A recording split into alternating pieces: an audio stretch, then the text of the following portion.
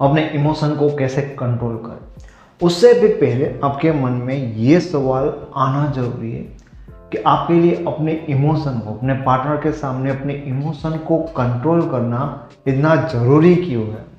देखो, जिन लोगों के रिलेशनशिप में प्रॉब्लम चल रहे, उनके पार्टनर उनको इग्नोर कर रहे हैं या ब्रेकअप के बाद वो अपने एक्स पार्टनर को वापस पाना चाहता है, इनको अपने इमोशन को कंट्रोल करना सीखना ही पड़ेगा। उनके पास दूसरा कोई ऑप्शंस नहीं होता।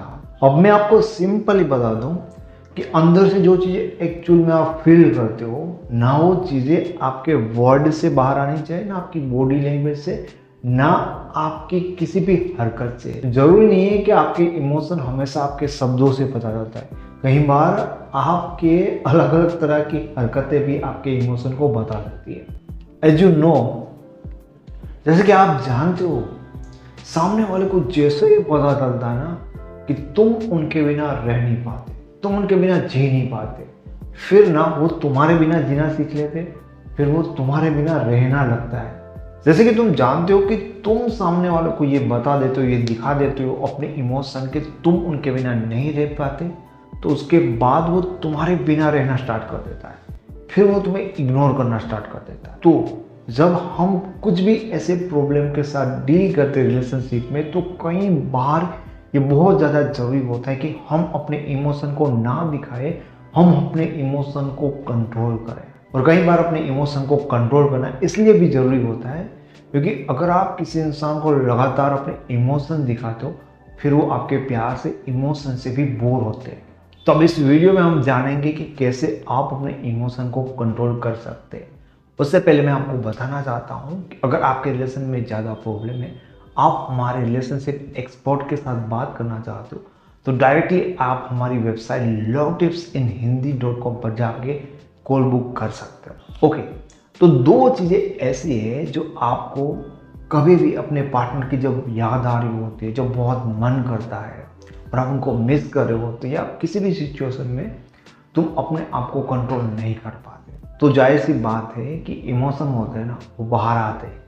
अगर वो बाहर आ गया तो ठीक है, लेकिन वो अंदर रह गया ना, तो और ज़्यादा प्रॉब्लम क्रिएट करता है आपके साथ। तो पहली चीज़, तो आप इमोशन को रोक नहीं सकते। फिर दूसरी चीज़ जो मैं आपको बता रहा हूँ कि कैसे कंट्रोल करें, तो उसका एक तरीका होता है। देखिए, सबसे पहली चीज़ होती है कि तुम्हें किसी भी ऑपोजिट जेंडर, यानी कि तुम लड़के हो तो तुम्हें एक लड़की को दोस्त बनाना चाहिए। अब ये जरूरी है, दोस्त आप लड़के को भी बना सकते हो, लेकिन मैं कह रहा हूँ लड़की को बनाओ। ऑपोजिट जेंडर होना बहुत ज़्यादा जरूरी है। अब क्या होता है कि जो तुम्हारा बॉयफ्रेंड या गर्लफ्रेंड है, वो भी एक ऑपोजिट जेंडर है, तो जब वो तुम्हें इग्नोर करता है, या जब वो तुम्हें प्यार नहीं करता, या तुम्हें रिजेक्ट करता, छोड़ देता है, तो उसके कारण क्या होता है, तुम्हारा माइंड ना अपने आप में लो फील करने लगता है, एक रिजेक्शन फील होता है, लगता है यार कि मेरे में कुछ कमी है, अपना कॉन्फिडेंस डाउन हो जाता है। एंड जैसे ही कोई हमें रिजेक्ट करता है, हम हॉट होते हैं, हमारा ईगो हॉट होता है, सब कुछ होता है, तो इसके कारण हमारा कॉन्फिडेंस ज़्यादा ही जाता है एंड हम लो फील करने लगते हैं।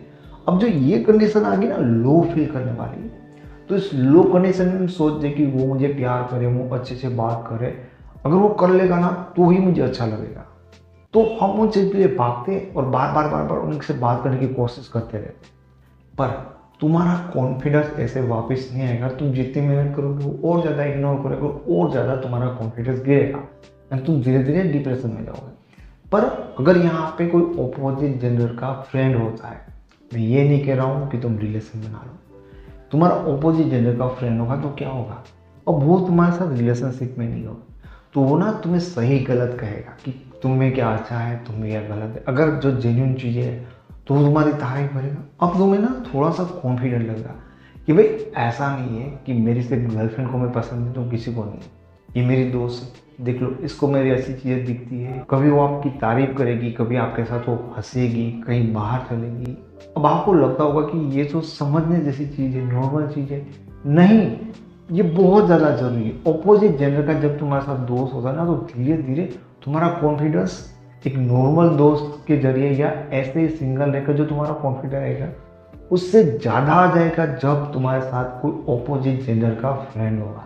बहुत ज़्यादा फर्क पड़ता है। मैंने ना बहुत सारी लड़कियों को ऑब्जर्व किया है, स्पेशली झूठ नहीं बोलता, आप रिलेट कर पाओगे इस चीज़ को, कि जब किसी लड़की का ब्रेकअप होता है ना, तो उसके पास उनका बेस्ट फ्रेंड होता है जिनके साथ वो अपने इमोशन शेयर करती है। एंड मोस्ट ऑफ टाइम कई लड़कों को ये लगता है कि ब्रेकअप के बाद ना लड़की ज़्यादा कंट्रोल कर पाती, उसे फर्क नहीं पड़ता, मुझे फर्क पड़ता है, ठीक है।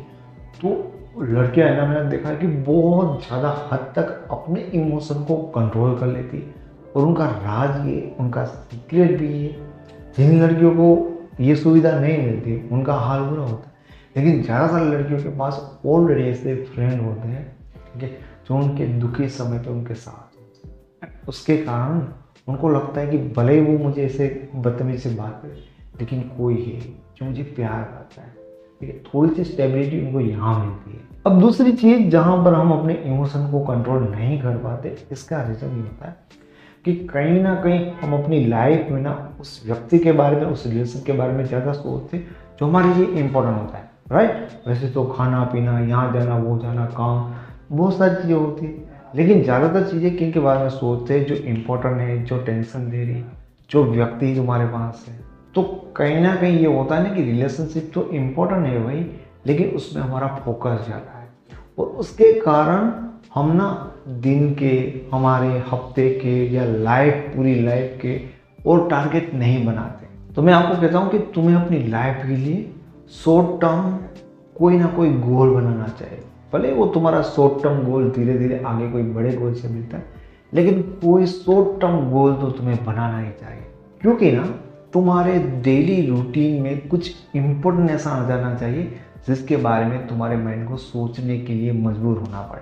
जैसे कि तुम ना अपना ऐसे टारगेट बना सकते हो कि इस हफ्ते मेरे को बॉडी बनानी है, उसके लिए टाइम देना है, या मुझे वेट लूज करना है, या मुझे गिटार प्ले करना सीखना है।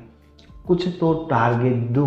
अदरवाइज क्या होता है कि उसने इग्नोर कर दिया, अब तो मेरा कुछ मन ही नहीं करता, अब मैं क्या कर रहा हूँ, अब मेरे पास कुछ है ही नहीं, मैं उसके बारे में सोच रहा हूँ और परेशान हो रहा हूँ, ठीक है ना।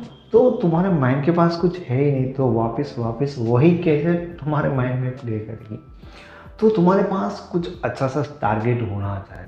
ये दो सबसे ज़्यादा इफेक्टिव तरीके होते हैं अपने इमोशन को कंट्रोल करने के लिए। वैसे मैंने इसी टॉपिक के ऊपर दूसरी चैनल पे दूसरा वीडियो बनाया था, जिसमें डिटेल से बनाया था, लेकिन इसमें बहुत ही अहम चीज़ है। अगर कुछ लोगों को समझ में नहीं आता कि एग्जैक्टली कहाँ पर इमोशन को कंट्रोल करें, तो ये दो चीज़ों के ऊपर उन्हें काम करना चाहिए। तो अगर आप हमारे साथ फेसबुक पे, इंस्टाग्राम पे जुड़ना चाहते हो, तो उनके लिंक आपको डिस्क्रिप्शन में नीचे मिल जाएंगे। वैसे आपको ये वीडियो पसंद आया तो इसे प्लीज़ लाइक करिए, अपने उन दोस्त के साथ शेयर करिए जो बहुत ज़्यादा इमोशनल है और जिनको इस वीडियो की ज़रूरत है। और आप इस चैनल पर पहली बार आए और ऐसे वीडियो फ्री में देखना चाहते हो, तो आप इस चैनल को सब्सक्राइब भी कर सकते हो। Thank you so much.